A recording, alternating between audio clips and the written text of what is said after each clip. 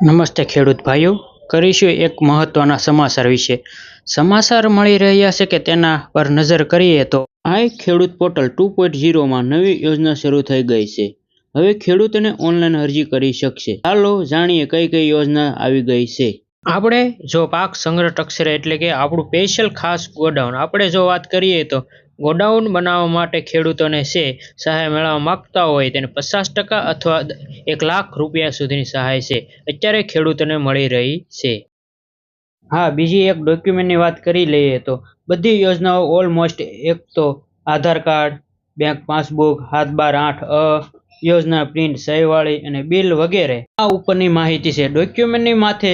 બાકી જે યોજનામાં ઊંડા ઉતરશો એટલી જ યોજના પ્રમાણે ડોક્યુમેન્ટ તમારે જમા કરવાના રહેશે. તારીખની વાત જોઈએ તો 27/3/2026 થી 26/4/2026 સુધી આ ખેડૂત પોર્ટલ પર ફોર્મ ભરાશે.